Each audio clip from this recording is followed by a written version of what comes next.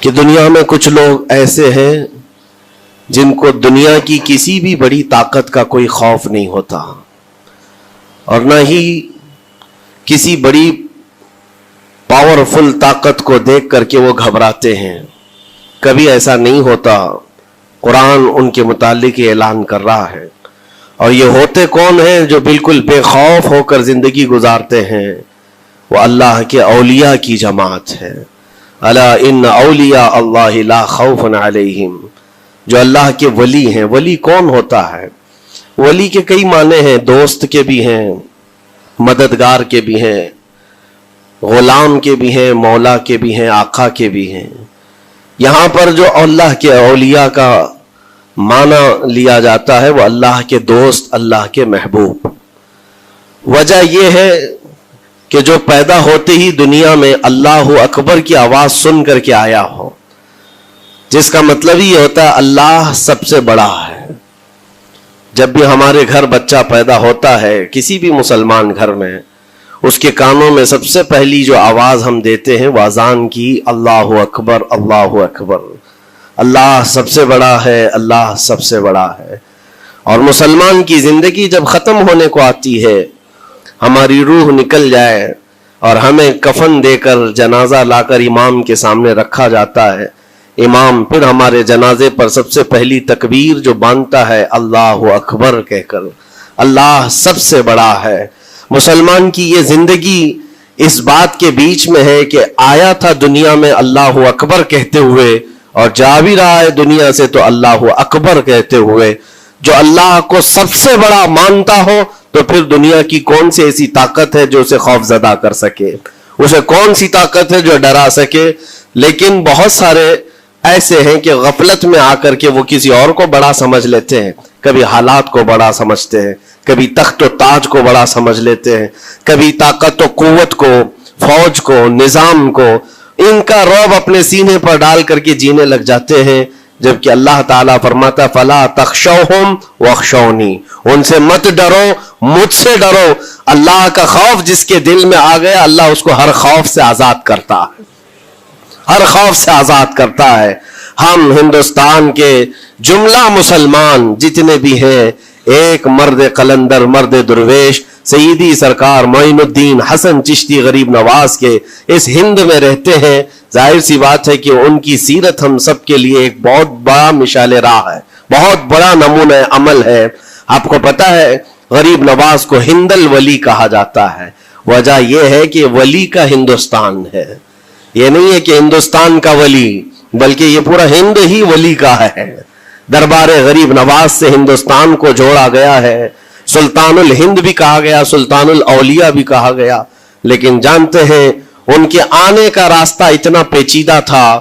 وہ سن 583 کی بات تھی، 583 ہجری چل رہی تھی، جب آپ حرم کعبہ سے نکل کر مدینہ طیبہ جا رہے تھے. اس وقت آپ کی عمر تقریباً 45 سال کے آس پاس کی تھی.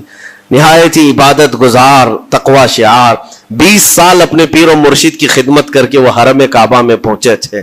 20 سال کے بعد جب مسجد نبوی میں گئے تو عجیب سی کیفیت تھی. سلام کیا رسول پاک صلی اللہ علیہ وسلم کے دربار میں تو جواب قبر انور سے یہ آیا وعلیک السلام یا معین الدین شیخ البر والبحر. اے معین الدین تجھ پر میری سلامتی ہو، اللہ کی سلامتی ہو، جو خشکیوں کا بھی اور تریوں کا بھی تجھے امام بنایا گیا ہے. اور آواز یہ نبی کریم صلی اللہ تعالی علیہ وسلم کے دربار سے سننے والی آواز تھی.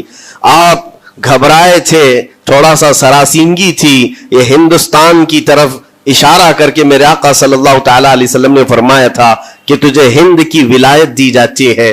اس وقت تک سرکار غریب نواز کو نہ ہندوستان آنا کبھی ہوا تھا، نہ ہندوستان کے علاقوں کو آپ نے کبھی دیکھا تھا. کیونکہ سجستان جو یہاں سے کافی دور ہے، افغان کے قریب ایک علاقہ سنجر، جہاں پر آپ کی ولادت ہوئی، وہاں سے نکل کر کے آپ نیشاپور میں آباد رہے. اس کے بعد 40 سال کے بعد حرم کعبہ اور حرم مدینہ میں رہے. لیکن اچانک یہ بات کہ تمہیں ہند کی ولایت دی جاتی ہے، ایک تعجب والی بات ہے. نئی جگہ پر بھیجا جا رہا ہے. آپ دوبارہ شام میں نبی پاک صلی اللہ علیہ وسلم کے دربار میں حاضر ہوئے. اور سلام پیش کرنے کے بعد، کیونکہ یہ خوشی کی بات تو سب کے لیے تھی کہ ہندوستان کو اللہ تعالیٰ ایک عظیم ولی بھیج رہا ہے، لیکن جس کو بھیجا جا رہا ہے وہ بے قرار تھا، بے چین تھا، کیونکہ نہ راستے پتہ ہے، نہ ملک کے حالات معلوم ہیں۔ بارگاہ مصطفیٰ صلی اللہ علیہ وسلم میں دوبارہ جب حاضری ہوئی، عرض کیا آقا آپ کا حکم، اس کی تعمیل کے لیے بندہ حاضر ہے، لیکن نہ یہ فقیر ہندوستان کے راستے دیکھا ہے، نہ وہاں کے حالات معلوم ہے۔ حضور پاک صلی اللہ تعالی علیہ وسلم کے دربار میں یہ اپنی بپتا سنا رہے تھے، داستان غم سنا رہے تھے، غنودگی طاری آ گئی، یعنی نیند سی کیفیت آ گئی، اور بارگاہ رسول صلی اللہ علیہ وسلم میں ایک دیوار پر ٹیک لگا کر جیسے ہی آپ کی آنکھیں بند ہوئی، رسول کریم صلی اللہ علیہ وسلم تشریف لائے اور اشارہ فرما کر پورے ہندوستان کے نقشے آپ کے سامنے کھول کر رکھ دیے، اور پھر غریب نواز کو یہ بتایا بھی کس جگہ سے تمہیں سفر کرنا ہے، کیسے تمہیں جانا ہے اور کہاں تمہارا مسکن ہوگا۔ سرکار غریب نواز فرماتے ہیں اس ایک خواب میں میں نے رسول کریم صلی اللہ تعالی علیہ وسلم کے ہاتھ میں اجمیر کے پہاڑ بھی دیکھ لیے، وہاں کے قلعے بھی دیکھ لیے تھے جو موجود تھے، اور اس کے بعد پھر کس بات کا خوف ہے، کس بات کا ڈر ہے؟ جنہوں نے راستے بتائے ہیں وہ ہادی رسول، وہ ہادی عالم ہے، نبی پاک صلی اللہ علیہ وسلم آئے ہی ہیں پوری کائنات کو راستہ دکھانے کے لیے، اور جنہوں نے غریب نواز کو ہند کا راستہ بتایا ہو، پھر ڈر کس بات کا؟ جب آپ بیدار ہوتے ہیں تو اپنے ساتھ 40 قطب اس اولیاء کرام کی جماعت لے کر مدینہ طیبہ سے سفر کے لیے نکلے تھے۔ میرے عزیزو اب بات یہاں آتی ہے، اسی لیے مدینہ طیبہ سے یہ پورا پلان ہوا ہے، مدینہ طیبہ سے بھیجا گیا ہے، مدینہ طیبہ سے پلیسمنٹ ہوا ہے، اسی وجہ سے آج تک تاریخ غریب نواز کو عطائے رسول کہتی ہے۔ عطائے رسول ہے، رسول اللہ کی عطا ہے، ہندوستان والوں کے لیے خاص عطا ہے میرے آقا صلی اللہ علیہ وسلم کی۔ جب وہ سفر کے لیے نکلے، سن 83 سے چلے تھے، تو یہاں ہندوستان پہنچتے پہنچتے آپ کو 87 یعنی 4 سال کا عرصہ لگ گیا تھا۔ 4 سال کے عرصے کے بعد آپ پہنچے میرے عزیزوں، نہ پلینوں کا سفر، نہ جہازوں کا سفر کہ اڑ کر کے ادھر سے ادھر آ گئے، وہ تو پیدل قافلہ نکلا تھا، درویشوں کا قافلہ تھا، اور وہاں مدینہ طیبہ سے نکل کر بغداد پہنچے۔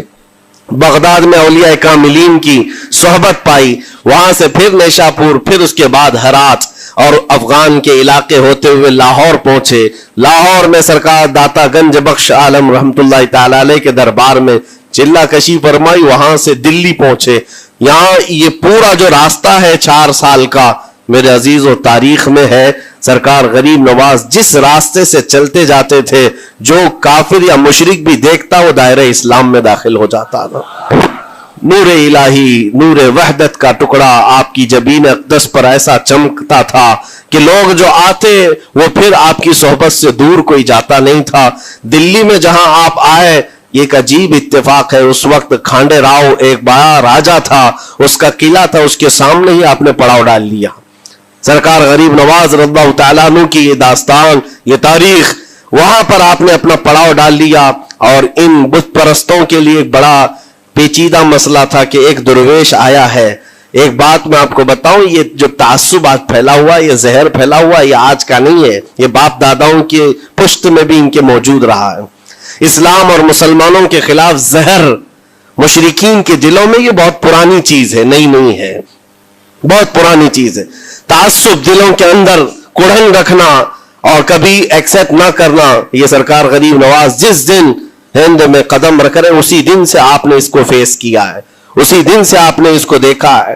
اور وہاں پر کھانڈے راؤ کی جماعت نے بہت کوششیں کی کہ یہ دلی میں داخل ہوا، یہیں سے ان کو ختم کر دیا جائے، نکال دیا جائے، لیکن عجیب اتفاق یہ ہے کہ یہ جو جماعت آئی تھی سرکار غریب نواز کے ساتھ، نہ ان کے ہاتھوں میں تلوار ہے، نہ بھالے ہیں، نہ چاقو ہے، نہ چھری ہے، یہ تو گدڑیاں پہنی ہوئی درویشوں کی جماعت تھی، گدڑیاں پہنی ہوئی درویشوں کی جماعت جو جھولے میں سوکھی روٹی رکھتے تھے اور پانی میں بھگو کر کھا لیا کرتے تھے۔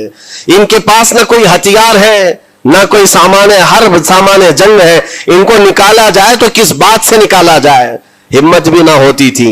یہاں تک کہ جو آپ کو وہاں سے جانے کی بات کرنے کے لیے آتا تھا थोड़ी देर महफिल में बैठता और खड़ा रहता और कलमा पढ़कर फिर मुशर्रफ ब इस्लाम हो जाता। दिल्ली के अंदर एक दिन के अंदर 1000 लोग इस्लाम में दाखिल हुए थे।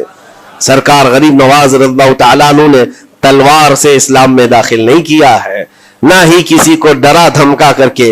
वो सूखी रोटी खाने वाले किस बात से डराते लोगों को? उनके पास कौन सा एटम बम था? यहाँ मौजूद जो राजे महाराजे थे उनके पास फौज भी थे, हाथी भी थे, घोड़े भी थे, सब कुछ था। लेकिन आने वाला मर्द कलंदर क्या लेकर के आया था, तारीख में बताया जाता है ये वो जमाना था जब शिहाबुद्दीन गौरी हिंद के ऊपर हमले करके यहां पर आने की कई मर्तबा कोशिश किया। ये अफगान का बादशाह था शिहाबुद्दीन गौरी, जब हिंदुस्तान पर कई मर्तबा हमले करके नाकाम लौट रहा था, बीच रास्ते में इन फकीरों की जमात से बादशाह की जमात की मुलाकात हो गई। सिपाही जा रहे थे शिकस्त खाकर और ये दुर्वेशों का काफिला इधर आ रहा था। देखा पहचानी सी सूरतें लगती हैं। जा करके एक सिपाही ने पूछा, बाबा आप लोग कहां जा रहे हैं? तो बाबा जो जमात में आ रहे थे उन्होंने कहा हिंदुस्तान फतह करने जा रहे हैं।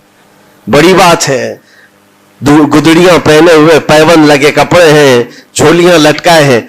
और उसने देख करके कहा मारा सिपाही ने, कहा ये देखते हो हमारे बादशाह की फौज है, इसमें हाथी घोड़ों की तादाद देखो, जरा सामान जंग तो देखो, इसमें नेज़े तलवारों की छनक तो देखो, और आप ये चंद फकीरों की जमात लेकर हिंद फतह करने की बात कर रहे हैं। तब सरकार गरीब नवाज के कानों में आवाज आई तो आपने कहा उससे कह दो फर्क यही है, तुम जब लड़ने के लिए जाते हो तो यही हाथी घोड़े और तलवारों के भरोसे जाते हो, मोइनुद्दीन सिर्फ अल्लाह उसके रसूल के भरोसे जा रहा है। हमारे पास जो ताकत है वो अल्लाह उसके रसूल के साथ होने की ताकत है। आज के जमाने में गरीब नवाज का यह जुमला हमारा हौसला बढ़ा देता है, कोई हो या ना हो अल्लाह हमारे साथ है, अल्लाह हमारे साथ है।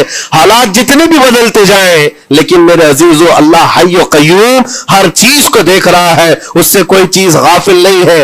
बाज लोगों ने ये शोशे छोड़ना शुरू कर दिए कि अब इनका मुस्तकबिल क्या होगा, अब इनका फ्यूचर क्या होगा, नई हुकूमतें आएंगी, नया निजाम आएगा, अब तुम्हारी न मस्जिदों की खैर है, न मीनारों से आवाज आएगी, न तुम्हारी अजानों का और न ही तुम्हारे नमाजों का कुछ फ्यूचर है। ये सब बातें उन लोगों के जरिए से आ रही है जो किसी के फजला खार हैं या किसी के इलेक्शन के पैसे खाए हुए लोग हैं। मैं कहता हूं जो सच्चा मोमिन है वह इस बात पर अहद करता है, करबला की सरजमीन पर भी अजान की आवाज बंद ना हो सकी थी, जहां बहता खून भी बता रहा था इस्लाम जिंदा होता है हर करबला के बाद। आज भी हालात अगर हमारे मुवाफिक नहीं है तो मेरे अजीजों नस्लों में कोई तो आएगा जो सलाहुद्दीन बनकर के उभरेगा, नस्लों में कोई तो आएगा जो गरीब नवाज का गुलाम बनकर मोइनुद्दीन बनकर के निकलेगा।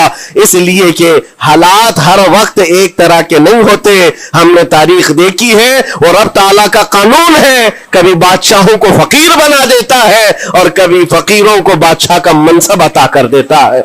जब सरकार गरीब नवाज दिल्ली के सरजमीन पर आप बैठे हुए थे अपने सूफिया की जमात के साथ, एक दस्तरखान लगा हुआ था, दस्तरखान लगा हुआ है, औलिया इकराम की जमात है, एक दूसरे से बातचीत कर रहे हैं। दिल्ली में उस वक्त हालात अजीब थे। एक छोटा सा लड़का जिसकी उम्र 13 या 14 साल की रही होगी, वो अपने हाथ में खटोरी और एक तीर और तरकश लेकर के सामने से जा रहा था। औलिया की नजर उस पर पड़ी, सरकार गरीब नवाज ने नजर उठाकर देखी, और सामने से मजमे से जाने वाले बच्चे बहुत सारे होते हैं, कोई आया गया, लेकिन गरीब नवाज ने नजर उठाकर देखा और फिर सूफिया की जमात से कहा कि देखना ये कल दिल्ली का बादशाह बनकर के निकलेगा, हिंदुस्तान की पूरी सल्तनत इसके पास होगी। तारीख में मौजूद है गरीब नवाज की जुबान से निकला हुआ ये जुमला। वो लड़का कोई और नहीं था, सुल्तान शमसुद्दीन अल्तमश, जो हिंदुस्तान का ताकतवर बादशाह बनकर के निकला था। हाँ, वो जिसको चाहे नवाज दे और जिसको चाहे उठा दे। अजीजा ने गिरामी वक़ार, हमारे इम्तिहान की घड़ी चल रही है, हमारे हालात अभी यानी बैक की तरफ अगर जा रहे हैं तो इसका मतलब ये नहीं है कि खत्म हो गए। हम ये देखते रहेंगे और रब ताला की मदद का इंतजार भी करेंगे। हमारे साथ जो कुछ भी जुल्म हो या नाइंसाफी हो, ہر ایک چیز کے لیے ہم اتنا ہی کہتے ہیں یہ وقت بھی گزر جائے گا، رات ہمیشہ نہیں ہوتی، صبح کا اجالا ضرور آئے گا، صبح کا اجالا آئے گا۔ عزیزان گرامی وقار، سرکار غریب نواز رضی اللہ تعالیٰ عنہ کا وہ جملہ یاد رکھو، ہم اللہ اور اس کے رسول کے بھروسے جیتے ہیں، اللہ اور اس کے رسول کے بھروسے جیتے ہیں۔ طاقتیں، قوتیں یا تخت و تاج ہمارے مخالف ہو جائے تو یہ نئی بات نہیں ہے، اسلام کے ساتھ یہ ہر بار ہوتا رہا ہے، اس سے پہلے بھی ہوا ہے، حالات ہمارے مخالف رہے۔ اولیاء کاملین کی جماعتیں دیکھیے، اہل بیت اطہار، رسول اللہ کی آل، اتنے میں آپ کو شہادت کے واقعات اگر بتا دوں، آپ کو تو صرف ایک کربلا معلوم ہوگا، ایک کربلا سنا ہوگا کثرت سے، لیکن جانتے ہو رسول اللہ کی آل میں سے کئی ایسے صاحبزادے ہیں جن کو جیلوں میں ایک ایک سال نہیں، 7 سال 8 سال تک بند رکھا گیا۔ امام موسیٰ کاظم رضی اللہ تعالیٰ عنہ کو 7 سال تک جیل میں رکھا، زنجیروں سے باندھا اور زہر دے کر کے ان کو شہید کیا گیا ہے۔ حضرت امام محمد بن حسن عسکری 20 سال تک جیل میں کاٹے ہیں۔ یہ رسول اللہ کے گھر والوں کی بات کر رہا ہوں۔ سیدنا زید شہید جن کو سولی پر چڑھا دیا گیا تھا، یہ امام حسن مجتبی کی اولاد میں سے ہے۔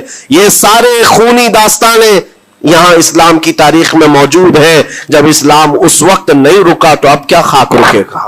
اسلام اب نہیں رکنا ہے، قیامت تک اس کی حفاظت اللہ کریم فرمائے گا، اللہ کریم فرمائے گا۔ ہم جیسے آئیں گے اور چلے جائیں گے، لیکن اسلام کو پھلنا پھولنا ہے، یہ پھلتا پھولتا ہی رہے گا انشاءاللہ۔ آپ کی ذمہ داری اتنی ہے، آپ کی اتنی ذمہ داری ہے، حالات دیکھ کر کے بچوں کو یہ نہ کہنا کہ بیٹا آپ جیسے حالات چل رہے ہیں ویسے ہی چلتے رہو، نہیں، اپنے بیٹوں کو یہ ترغیب دینا کہ بیٹا آج ہم امتحان کی گھڑی میں ہیں، کل اگر اللہ نے حالات اچھے کر دیے تو یاد رکھنا جس جگہ بت کدے بنے ہماری مسجدوں کو توڑ کر انشاءاللہ وہاں سے اذان کی آواز پھر سے گونجے گی، اذان کی آواز آئے۔ یہ بچوں کو نصیحت ہونی چاہیے، ہماری تاریخ مٹانے سے مٹتی نہیں ہے، ایک دور آئے گا پھر جب اللہ کریم چاہے تو یہ تاریخ کھل کر کے لوگوں کے سامنے آئے۔ ہم کسی پر ظلم کرنے کی اجازت ہرگز نہیں دیتے، اور ساتھ ہی اسلام یہ بھی کہتا ہے ظلم ہو جائے تو سہنے کی اجازت بھی نہیں ہے۔ آپ کو حق بات بول کر جانا ہے، حق بات پہنچا کر کے جانا ہے۔ بولنے میں کیا ہے، ہماری زبان کاٹی جائے گی، ہماری گردن ماری جائے گی، لیکن حق بات کی حفاظت نسلوں تک منتقل کرنا اللہ کریم کی طرف سے ایک بہت بڑا انعام ہے، اس کا بہت بڑا انعام ہے۔ یہ تو ہم کر ہی سکتے ہیں، ہماری نسلوں کو یہ بات بتائیں گے انشاءاللہ العزیز۔ یہ غریب نواز کا ہندوستان کل بھی تھا، آج بھی اور ہمیشہ رہے گا انشاءاللہ۔ سرکار غریب نواز کا پھیلایا ہوا یہ چراغ کبھی پھونک کے پھونکوں سے بجھایا تو نہیں بجھایا جا سکتا۔ آپ دلی کی سرزمین سے جب اجمیر معلیٰ پہنچے تھے، یہ تقریباً 7 مہینے کا سفر تھا غالباً۔ اس سفر کے دوران کئی ہزار لوگ اسلام میں داخل ہوئے تھے، اور آپ کو اس کے بعد کی تاریخی حالات معلوم ہے۔ جادوگروں نے مقابلہ کیا، راجوں مہاراجوں نے، بادشاہوں نے مقابلہ کیا، اور فوج نے مقابلہ کیا، نہ جانے کتنے لوگ۔ ایک بار تو ایسا ہوا کہ انا ساگر کی اس پہاڑی پر آپ ذکر میں مشغول تھے، راجے نے کئی مرتبہ یہ سوچا کہ ان کو مار کر کے یا کسی طرح سے بھگائیں، لیکن جب نہیں ہوا تو راجہ سے کسی نے کہا یہ منتر والا کوئی فقیر ہے، اس کا توڑ منتر والے سے ہی ہوگا۔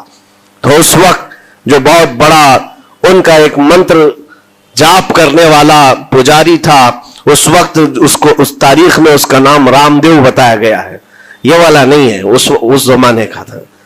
اور اس کو راجہ نے جا کر کہا، وہ کبھی کسی سے مقابلے کے لیے آیا نہیں تھا، اس نے حامی بھر لی کہ ہاں ٹھیک ہے، میں جاؤں گا، دیکھتا ہوں کون فقیر آیا ہے ہماری اس دھرتی پر، اور میں جاپ کروں گا، اگر جادو ہے تو جادو سے میں کاٹ دوں گا۔ اس نے تقریباً اپنے ساتھ 400 یا 500 پجاریوں کو لیا، اور جب وہ آیا تو سرکار غریب نواز کے ساتھ 2 خادم تھے، آپ کے ساتھ صرف 2 خادم بیٹھے ہوئے تھے۔ کہا کہ حضور بہت بڑا مسئلہ ہے، پجاریوں کا جادو ہم پر حملہ آور ہے، ان کا جادوگر حملہ آور ہے، اور مقابلے کے لیے وہ لوگ میدان کے قریب آ چکے، پہاڑ کے نیچے ہیں، آپ اپنے چلہ گاہ سے اٹھتے ہیں جہاں پر آپ عبادت کر رہے تھے۔ کہا ٹھیک ہے ہم جاتے ہیں، اور اس کے بعد سرکار غریب نواز نے کہلا بھیجا اپنے خادم سے، کہو کہ وہ اپنا منتر پڑھے، ہم اپنا منتر پڑھیں۔ وہ اپنا منتر پڑھے جو بھی ان کے جادو کا ہے. اب جب وہ پنڈت نے پجاری نے دیکھے بغیر اپنے سارے پجاریوں سے کہا کہ جیسے ہی وہ درویش آئے گا, وہ فقیر آئے گا, ہمارا یہ منتر ہے یہ پڑھنا, وہ آگ میں بھسم ہو جائے گا, دنیا دیکھے گی. سبوں نے کہا ٹھیک ہے, لیکن ابھی کسی نے دیکھا نہیں تھا. لیکن جیسے ہی وہ اپنی جھوپڑی سے یہ مرد قلندر جلوہ رسول لے کر کے نکلا تھا, جمال رسول لے کر نکلا تھا. بیٹا ہے کس کا؟ حسن و حسین کا بیٹا ہے, فاطمہ زہرا کا بیٹا ہے. جیسے ہی باہر آئے, وہ منتر جو سکھایا گیا تھا سب کے قریب قریب آئے. 400 لوگوں نے وہ غریب نواز کی پیشانی کو دیکھ کر منتر پڑھنا شروع کیا. اور منتر کیا تھا؟ ان کی زبان سے لا الہ الا اللہ, لا الہ الا اللہ, لا الہ الا اللہ. لوگوں نے کہا یہ ادھر کیسے آ گیا کلمہ؟ اور جا کر اس رام دیو سے کہا گیا, اس نے کہا کہ یہ 400 کے 400 لوگ تو کوئی اور ہی کلمہ پڑھ رہے ہیں, کوئی اور ہی کلمہ پڑھ رہے ہیں. وہ اتر کر کے آیا ہاتھی کے کجاوے سے نیچے, اور سرکار غریب نواز کو دیکھا تو اس نے کہا یہ جھوٹ نہیں کہہ رہے, میں بھی وہی پڑھتا ہوں جو یہ پڑھ رہے ہیں. آپ کو تاریخ میں پتا ہو کہ اس کا نام سرکار غریب نواز نے شادی دیو رکھا اور اپنے مریدین میں شامل فرمایا, اور زندگی بھر سرکار غریب نواز کے خلفاء میں اور آپ کے خادموں میں شامل رہا. یہ تلوار سے اور چاقو بھالے نیزے سے نہیں کیا گیا تھا, وہ نور مصطفیٰ کی جلوہ گری تھی. جہاں نظر اٹھایا وہاں کے دلوں کی کالک کو دور کر کے ان کے دلوں کو بھی روشن فرما دیا تھا. آج ہم بھی یہی تمنا کرتے ہیں, اجمیر اسی لیے جاتے ہیں کہ ایک نظر ہم غریبوں پر پڑ جائے اور دل کا کالک اور دل کی کالک نکل جائے اور پھر دل چمکنے لگ جائے, کیونکہ اللہ کے ولیوں کی نظر جہاں پڑتی ہے وہ جگہ بھی روشن اور تابناک ہو جایا کرتی ہے. مولا کریم سرکار غریب نواز کی نسبتیں زندگی بھر ہمارے ساتھ قائم و دائم رکھے, اور پھر اپنی نسلوں کو بھی اللہ تعالیٰ ان کی غلامی میں شامل رکھے.